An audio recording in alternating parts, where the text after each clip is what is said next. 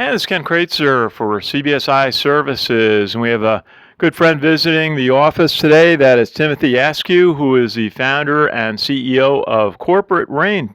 Tim, good to see you. Good to see you, Ken.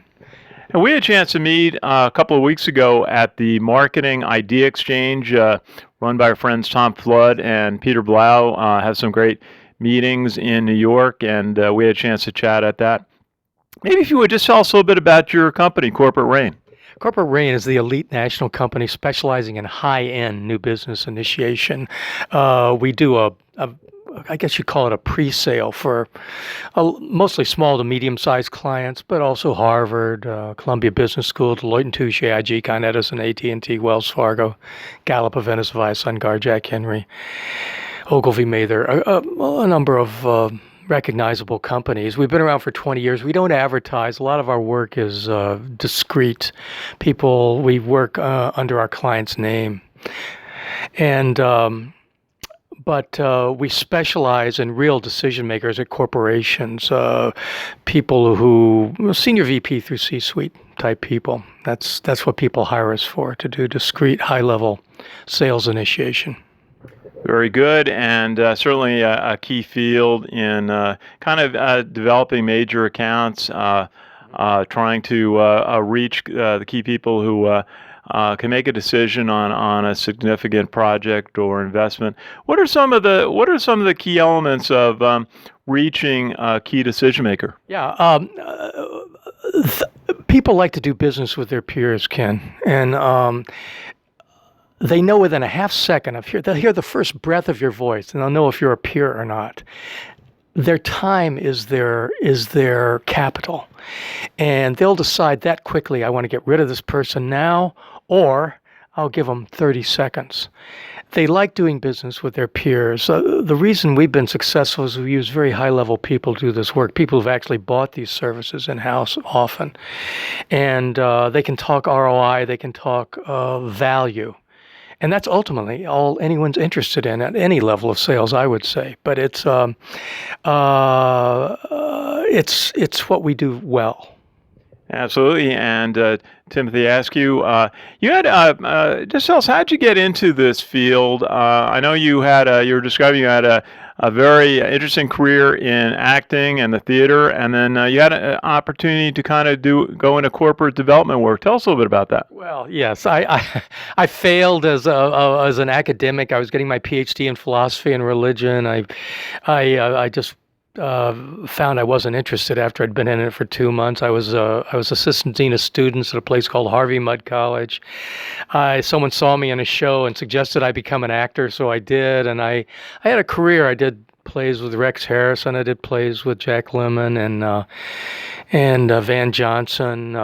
You want me to mention a soap opera called Another World? Briefly, but basically I was a failure. I lived on That's a lot of success acting and participating with actors of that level. Yeah, well, I was yes, but I wasn't happy as an actor, and I decided to study opera, and I tried that, and I wasn't good enough. And then I tried to become a Broadway producer. I lost a ton of money. I was trying to produce a Simon Gray play, if you know anything about the British theater.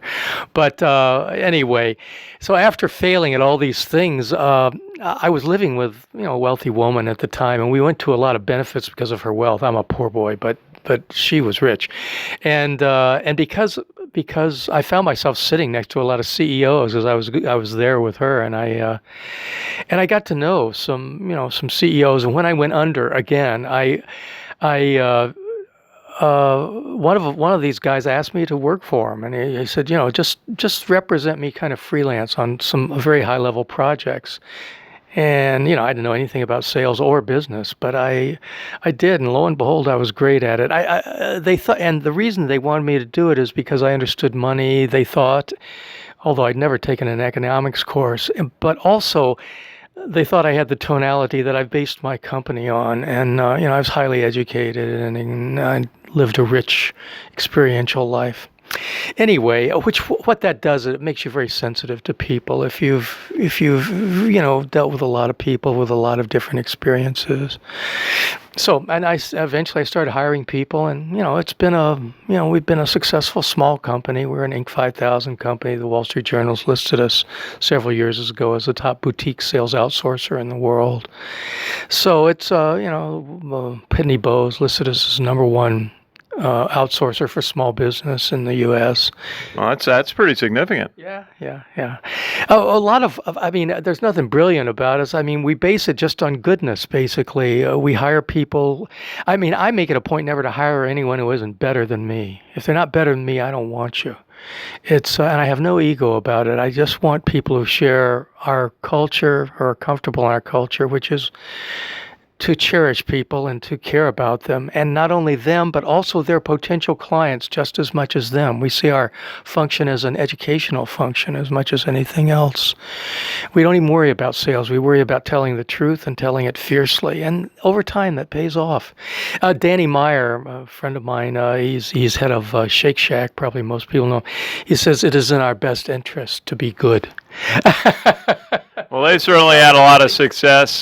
Boy, there's always a long line to go to the Shake Shack out at Citi Field during the summertime. We're looking forward to baseball starting up very soon. Now, you do a lot of writing, and also you have a book out just about a year called Poetry of Small Business. Tell us a little bit about your book. Yeah. The Poetry of Small Business. Yeah, it's about my business philosophy. I've written for a number of years for Inc. magazine, and I decided to do a book about my philosophy, which is that I have gotten into business to create my own private Idaho. Basically, I didn't get into it for money. I didn't get into it for anything else but to become a happy person, and to have a vehicle in which I felt I could live comfortably and grow, to create the kind of community that of shared value. And it's not something people talk about. People talk about changing the world through their company, but I think there's almost a therapeutic function, if you will, to being an entrepreneur. And it's about my philosophy about how that comes about. And I talk about a lot of things, anything from sales to raising money to, anything really that has to do with business. And maybe I just ask you, what have you been writing about in Inc. magazine? What are some of your topics that you've been telling the readers? Well, I've been written about millions of things, but the general topic is what gives meaning to life as an entrepreneur, not what gives riches, not what gives fame, but what gives meaning to your everyday life as an entrepreneur. That's what I'm interested in. That's what has been the great reward for me. I write about anything from religion to getting enough sleep to criminals and entrepreneurs. Last week I wrote about white-collar crime and entrepreneurs. I'm very interested in that. I write about things that interest me, you've been involved with the military. I'm a big fan of the military, and I think one of the hidden things about the military is they're so far ahead of private companies in their ability to run organizations, and they've learned how to empower their, even down to the I don't know the different, not brigade and below. Platoons, squadrons, platoon. Yeah, I know you have. I'm not of the military, but I'm a great admirer. But anyway, I write about anything like that I think would bring more meaning to people to think about, and that's my interest. I don't write about money, though. Well, Timothy Askew, good to have you visit. Just any key thoughts, things you're hearing from your clients, key things that are so important for them today in this high technology world? I think the biggest thing is, I think someone once said, going on the internet is like taking a drink from a fire hose. I think what people need most these days is an app for doing less and less, for winnowing down what is really the essential things to do. Your time is becoming more and more important, and making those decisions. I haven't solved that conundrum, but I think I hear a lot of people talk about being overwhelmed by, and techies, which I'm not, by too much. And I'd like to see an app for doing less and less. I think we all are looking for that. We all make long to-do lists and are trying to figure out, the key priorities. So that's a great point. Timothy Askew is the founder and CEO of Corporate Rain, based in just down the road from us in New Rochelle, New York. Great to have you visit us here at the headquarters of CBSI Services in Harrison. A pleasure, Ken. Thank you for wanting to talk to me. Our pleasure. Good to see you. This is Ken Kreitzer for CBSI Services from our headquarters in Harrison, New York.